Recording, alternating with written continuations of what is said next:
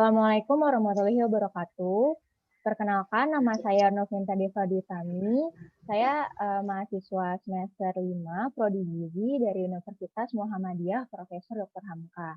Jadi pada kesempatan kali ini saya ingin memberikan edukasi gizi kepada teman-teman mengenai anemia. Jadi anemia itu merupakan salah satu permasalahan gizi yang masih sering terjadi di Indonesia. Menurut riset kesehatan dasar atau Riskesdas pada tahun 2018, masih ada 3 permasalahan gizi yang sering terjadi di Indonesia. Yang pertama itu ada stunting.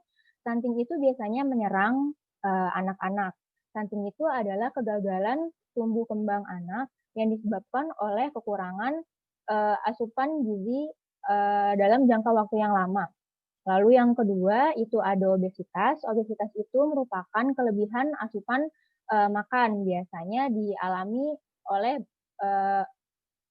biasanya dari anak-anak, remaja maupun dewasa. Lalu yang ketiga itu adalah defisiensi zat gizi mineral, terutama zat gizi besi. Nah, karena kekurangan zat gizi besi itu bisa menyebabkan seseorang mengalami anemia. Sebelumnya teman-teman udah ada yang tahu belum sih anemia itu apa? Tahu. Ya, boleh disebutkan.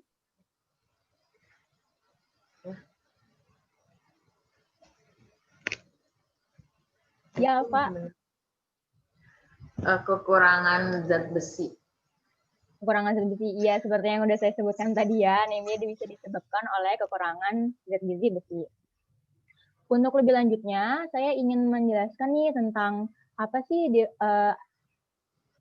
definisi dari anemia, lalu penyebabnya itu apa, lalu kalau misalkan kita tuh udah anemia, gejalanya tuh kayak apa gitu kan, terus bisa dicegah atau diobatinya dengan cara seperti apa, lalu berhubungan dengan prodi saya yaitu gizi, saya akan menyinggung sedikit tentang diet atau anjuran makanan yang dianjurkan untuk para penderita anemia. Jadi yang pertama itu anemia defisiensi besi itu apa? Anemia defisiensi besi itu sebentar. Jadi anemia defisiensi besi itu adalah kondisi di mana kadar hemoglobin atau Hb di dalam darah itu kurang dari normal.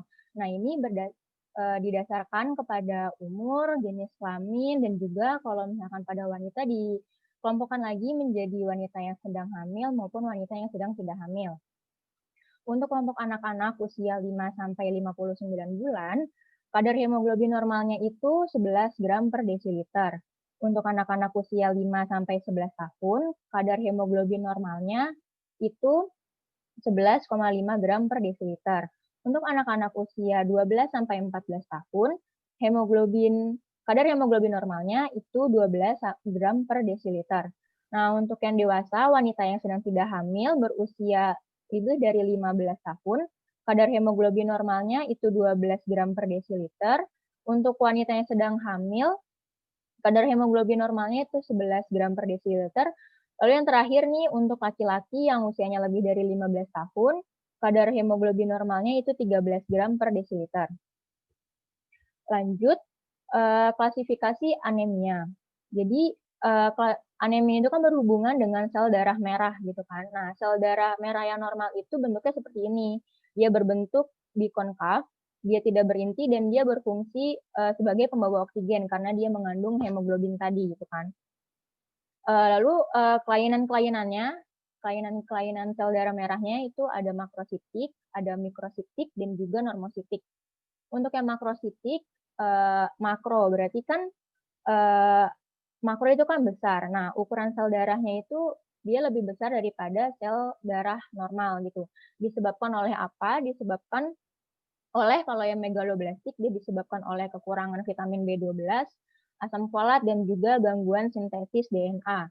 Lalu untuk yang makrositik non-megaloblastik, itu dia disebabkan oleh eritropoiesis, yaitu pembentukan sel darah merah yang dipercepat dan juga peningkatan luas permukaan membran. Untuk yang mikrositik, itu dia ukuran sel darahnya lebih kecil daripada sel darah normal. Dia disebabkan oleh defisiensi besi, gangguan sintesis globin, serta juga gangguan metabolisme besi lainnya. Untuk yang normositik, dia ukuran sel darahnya normal, tapi mengapa terjadi kelainan? Karena dia kehilangan darah yang parah, kehilangan darah yang cukup banyak, misalkan pada saat kecelakaan atau pada saat menstruasi seperti itu. Lalu meningkatnya volume plasma secara berlebihan, menderita penyakit-penyakit hemolitik, gangguan endokrin, ginjal, dan hati. Nah, untuk anemia defisiensi besi itu sendiri adalah anemia yang disebabkan karena kekurangan zat besi di dalam darah. Jadi zat besi ini dibutuhkan dalam pembentukan hemoglobin. Nah, hemoglobin ini diperlukan untuk pembentukan sel darah merah. Jadi antara zat besi, hemoglobin, dan sel darah merah itu mereka saling bersangkutan. Lalu selanjutnya penyebab anemia defisiensi besi. Apa sih yang menyebabkan anemia defisiensi besi? Jadi di sini penyebabnya ada dua, penyebab langsung dan juga penyebab tidak langsung. Penyebab langsung yang pertama itu adalah jumlah Fe atau jumlah zat besi dalam makanan itu tidak cukup. Lalu yang kedua, absorpsi zat besi rendah. Jadi meskipun kita memakan makanan yang jumlah Fe-nya cukup atau yang jumlah Fe-nya banyak, tapi absorpsi atau penyerapan di dalam tubuh kitanya tidak baik, tidak optimal, maka sama aja bohong gitu. Jadi nanti Fe-nya nggak diserap oleh tubuh, nanti Fe-nya malah dibuang oleh tubuh gitu karena penyerapannya tidak optimal. Lalu yang penyebab langsung yang ketiga itu adalah kebutuhan naik. Misalkan pada saat kita menstruasi gitu kan, yang pada para remaja putri, lalu juga pada saat melahirkan seperti itu. Pada saat apalagi pada saat pertumbuhan. Lalu penyebab tidak langsungnya itu yang pertama ada ketersediaan Fe dalam bahan makanan rendah, praktik pemberian makan kurang baik, sosial ekonomi rendah, lalu komposisi makanan kurang beragam, lalu terdapat zat penghambat absorpsi. Jadi ada juga nih zat penghambat absorpsi yang menghalangi penyerapan si zat besi ini gitu. Nah, zat-zat apa aja yang menghambat absorpsi besi itu ada zat tanin, ada fitat, dan juga ada kafein. Nah, kafein ini biasanya ada di dalam kopi, lalu kalau tanin itu biasanya ada di dalam teh, lalu fitat itu biasanya ada di dalam kacang kedelai. Lalu pertumbuhan fisik, lalu yang terakhir itu kehamilan dan menyusui. Patofisiologi anemia defisiensi besi. Jadi maksudnya patofisiologi di sini adalah tahapan-tahapan bagaimana seseorang itu bisa sampai mengalami defisiensi besi gitu. Gimana sih tahap-tahapannya? Jadi di sini tahap-tahapannya itu ada 3. Yang tahap pertama itu depresi besi. Depresi besi itu adalah berkurangnya cadangan besi di dalam tubuh. Nah, kalau misalkan kita cek darah gitu ya, nanti hasil labnya menunjukkan kadar serum ferritinnya dia bakal menurun gitu. Nah, kadarnya itu bisa sampai kurang dari 20 gram per desiliter. Jadi kalau misalkan hasil lab kita menunjukkan penurunan kadar ferritin hingga angka segini, itu menunjukkan kita sudah mengalami depresi besi atau kekurangan cadangan besi. Lalu tahap yang kedua itu ada defisiensi besi pada eritropoiesis. Eritropoiesis itu adalah proses pembentukan sel darah merah. Jadi pada saat ingin membentuk sel darah merah, ternyata zat besinya ini nggak cukup gitu kan. Nah, ini itu ditandai dengan penurunan nilai besi serum dan juga saturasi transferin. Di sini bisa dilihat kalau misalkan kadar serum besinya kurang dari 50 dan juga saturasi transferinnya kurang dari 20, itu mengindikasikan kita sudah mencapai tahap 2 dari defisiensi besi. Lalu tahap yang ketiga itu adalah tahap terakhir, yaitu kita sudah mengalami anemia defisiensi besi ini. Jadi besi yang menuju eritroitusum tulang belakang itu tidak cukup sehingga menyebabkan penurunan kadar hemoglobin. Gejalanya gimana kalau misalkan kita mengalami anemia? Jadi kayaknya udah banyak ya semboyan-semboyan yang apa sih yang memberitahu gimana gejala anemia gitu. Jadi ada tuh pas itu saya dengar 5L. Lemah, letih, lesu, lunglai gitu kan. Nah, bener nih di sini. Jadi ciri gejala anemia itu ada lelah, lemas, pusing, mual, lalu wajah pucat ya kan karena sel darah merah di dalam tubuh kita itu kurang, lalu juga tidak fokus. Nah, berhubungan dengan pucat, jadi orang yang menderita anemia gitu tangannya juga terlihat pucat seperti ini. Kalau misalkan yang orang normal, tangannya itu biasanya berwarna pink kemerah-merahan gitu. Kalau misalkan yang menderita anemia, dia tangannya akan berwarna seperti ini, pucat. Lalu untuk gejala anemia defisiensi besi yang lebih spesifiknya itu, jadi yang pertama gejalanya itu adalah koilonisia atau kuku sendok. Jadi kuku kita itu nanti akan berubah bentuk menjadi cekung seperti sendok ya, di sini sudah dibilang seperti kuku sendok, dan juga selain itu kuku kita akan menjadi lebih rapuh. Lalu yang ketiga itu atrofi papi lidah atau glossitis, yaitu papi lidah kita itu menghilang yang menyebabkan lidah kita itu menjadi mengkilat dan juga licin. Lalu yang ketiga itu ada silosis atau stomatis angularis. Jadi terjadi peradangan pada sudut bibir kita. Nanti sudut bibir kita tuh menjadi ada bercak putihnya gitu, terus pucat. Nah, pencegahannya seperti apa nih pencegahan dan pengobatan dari anemia gitu? Yang pertama itu suplementasi tablet Fe. Yang kedua, fortifikasi makanan dengan besi. Jadi fortifikasi makanan dengan besi itu, jadi makanan-makanan yang diproduksi oleh pabrik itu biasanya dia sudah banyak yang difortifikasi, nggak hanya zat besi, jadi zat-zat gizi yang lain juga ada, misalkan fortifikasi vitamin A, fortifikasi yodium, misalkan pada garam gitu, yang bertujuan untuk meningkatkan zat besi yang bisa kita asup sehari-hari gitu pada makanan sehari-hari. Lalu menambah konsumsi pangan yang memudahkan absorpsi besi seperti vitamin C.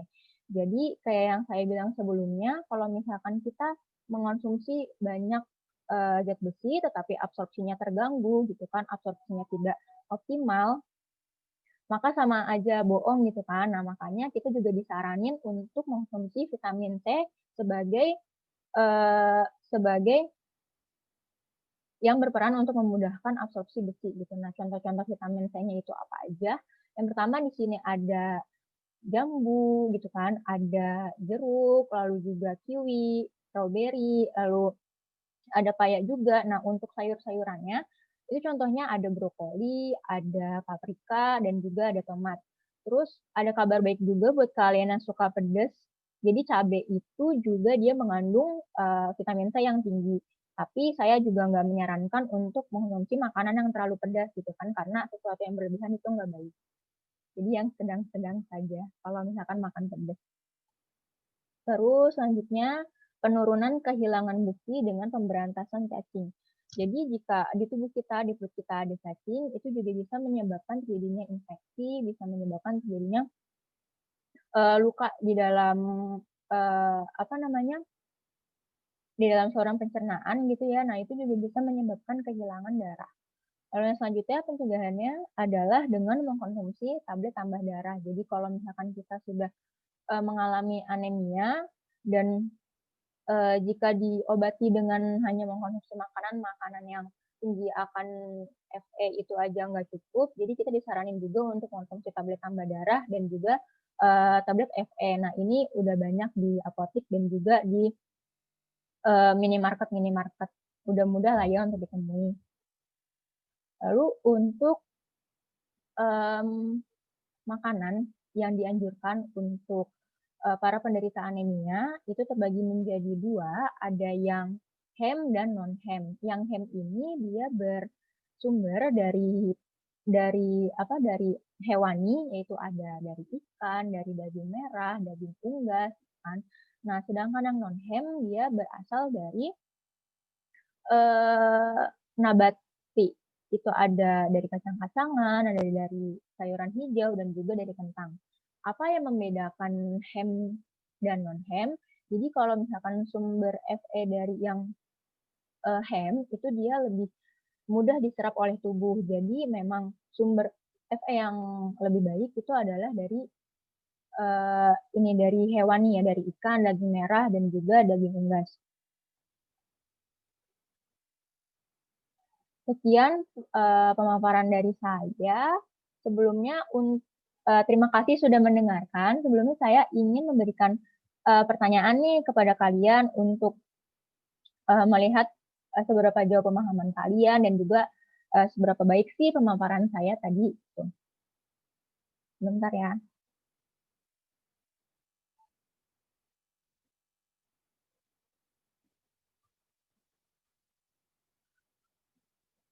Jadi saya pengen nanya nih yang pertama. Jadi apa itu anemia defisiensi besi? Ada yang bisa menjawab? Saya boleh menjawab nggak? Saya Ya, Alif. boleh. Ya, jadi untuk definisi anemia defisiensi besi itu sendiri artinya tadi yang udah dijelasin PPT, anemia adalah kondisi di mana kadar hemoglobin atau Hb dalam darah kurang dari nilai normal gitu. Terus berdasarkan kelompok ada umur, jenis, kelamin, dan kehamilan. Iya, benar, bagus jawaban dari saudara Alia.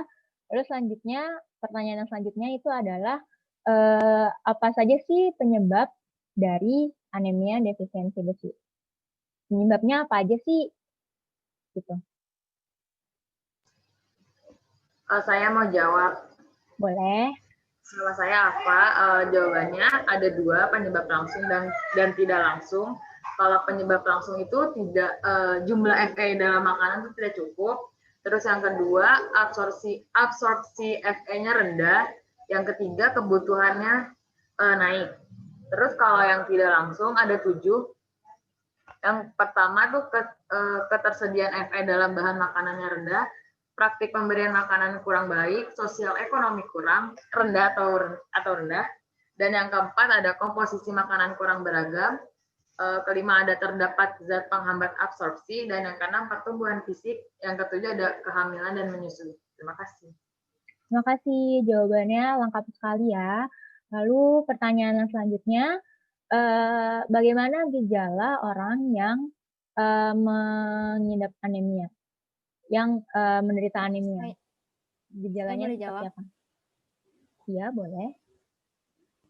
Yang tadi udah dipresentasiin itu ada 5L, lemah, letih, lesu, lunglai. Kebanyakan kayak gitu. Iya, baik. Benar jawabannya. Lalu pertanyaan selanjutnya, apa yang dapat kita lakukan untuk mencegah terjadinya anemia? Untuk mencegah dan mengobatinya. Kalau yang tadi udah jawab terus mau jawab lagi juga boleh. Saya mau jawab, boleh nggak? Boleh, nggak dilarang. Nama saya Malia Oktaviani. Saya mau menjawab tadi pertanyaannya yang untuk mencegah dan mengobati anemia.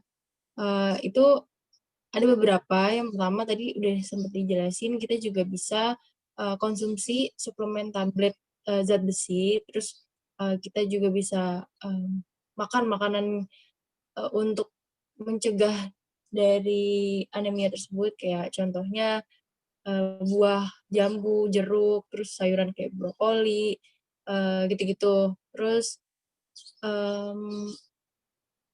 pokoknya sebenarnya bisa dibantu dengan mengonsumsi tablet tambah darah sih, itu aja. Ya, baik, jawaban dari saudara Maria. Lalu pertanyaan terakhir nih, ada nggak yang bisa nyebutin contoh makanan yang dianjurkan untuk penderita anemia?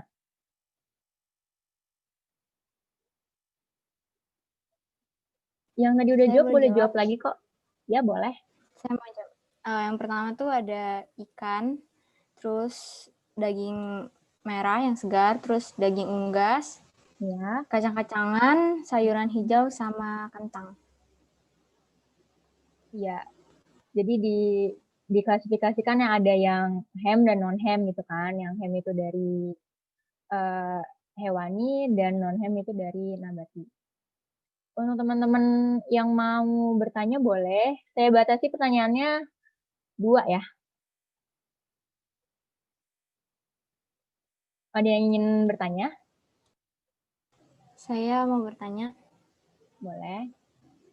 kira-kira kalau misalkan kita makan makanan yang buat penambah darah gitu, apa harus disuplai lagi pakai obat lagi atau emang udah makanannya udah cukup aja?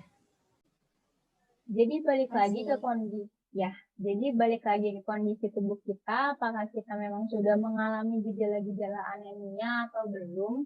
Jadi kalau misalkan kita sudah mengalami gejala-gejala anemia, langkah lebih baiknya biar lebih cepat tertanganinya, kita itu mengonsumsi suplemen Fe dan juga suplemen tablet tambah darah. Tapi kalau hanya untuk mencegah, kita bisa hanya mengkonsumsi makanan-makanan yang tadi saya anjurkan gitu. Jadi balik lagi ke kondisi tubuh kita, apakah sudah mengalami anemia atau belum gitu. Untuk mencegah atau untuk mengobati. Itu Asya sudah jelas belum? Oke, makasih. Satu lagi, ada yang ingin bertanya?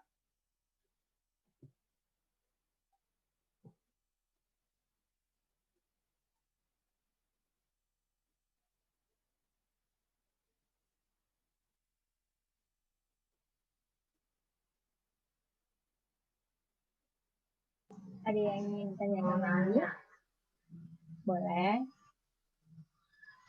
Kalau untuk yang terkena anemia itu ada rentan umurnya nggak sih?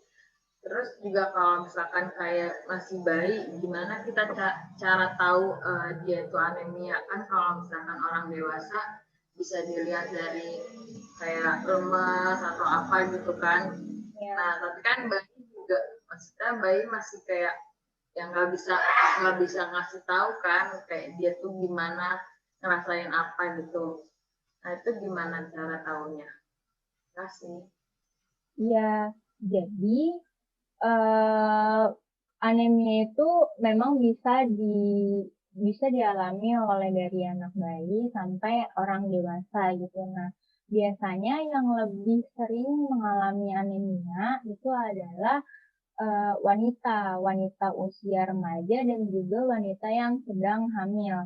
Kalau untuk mengetahui bagaimana bayi itu dia mengalami anemia atau enggak, mungkin bisa dilihat juga ya dari kondisi ibunya pada saat hamil bagaimana, apakah dia anemia juga atau enggak, apakah anak tersebut dia mendapatkan asupan makanan yang cukup atau tidak, yang baik atau tidak dari segi zat gizinya gitu. Nah, untuk gejalanya mungkin kayak yang tadi udah saya sebutin, yang gejala fisiknya yang ada di pinggir bibirnya itu dia ada bedak-bedak putihnya, lalu lidahnya dia itu licin atau papil lidahnya itu hilang seperti itu. Lalu kuku kukunya tuh bisa berbentuk seperti kayak cekung sendok seperti itu kalau misalkan dari fisik. Atau kalau ingin pemeriksaan lebih lanjut untuk memastikannya lagi bisa dilakukan pemeriksaan darah gitu. Apa? Kasih. Ya. Baik, saya cukupkan edukasi gizi pada kali ini. Terima kasih untuk teman-teman yang udah meluangkan waktunya, udah mau mendengarkan pemaparan dari saya. Terima kasih. Wassalamualaikum warahmatullahi wabarakatuh. Oh iya, semoga informasi ini bermanfaat buat kalian Terima kasih. Assalamualaikum warahmatullahi wabarakatuh. Waalaikumsalam warahmatullahi wabarakatuh. Terima kasih.